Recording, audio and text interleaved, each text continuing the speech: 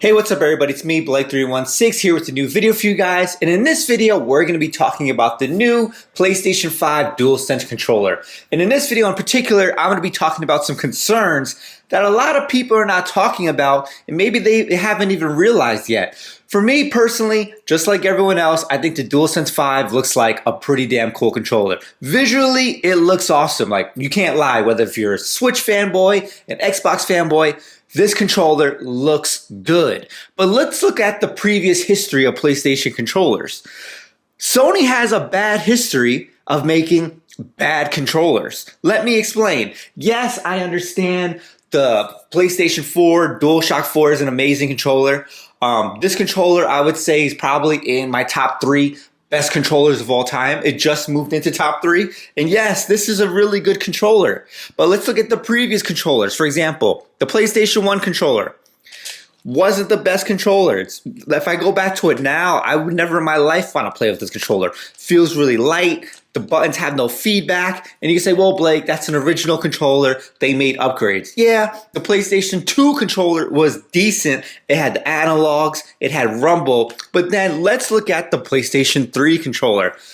Another bad controller. Now, I even know quite a few PlayStation 3 fanboys, I will say, who love PlayStation, will say this is not a good controller. Why? Once again, these analog sticks are not the best. These trigger buttons may be the worst trigger buttons in gaming. I'll be honest with you.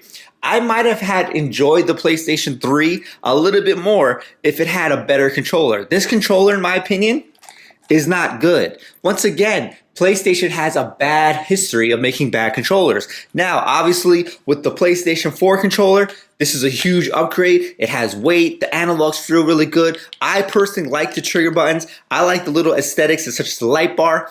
But now look, you can say, oh, well, the PlayStation 4 controller is good. Of course, the PlayStation 5 controller is good. Guess what? That PlayStation 5 controller looks nothing like this controller. There's a lot of huge differences, such as the visuals, the size, the button layout is probably the same, but I don't know. PlayStation has a bad history of making these bad controllers, and they also have a bad history of constantly switching up the controllers. For example, yes, the controllers always look the same, but they never feel the same. Like, let's be honest here. Yes, these controllers all look the same, but guess what? They don't feel the same. And you can say, well, they get better as the years go on. No, I would honestly say that the PlayStation 3 controller is a downgrade of the PlayStation 2 controller. It's not like Microsoft. Well, right now, Microsoft has a history of always making a better controller. You know, Nintendo, they're always doing something crazy, so the opinions are different there. But Sony, it's so inconsistent. And I think it's one of the major things that people are not talking about. Yes, the controller looks like the coolest controller ever, but is it going to be the best one ever?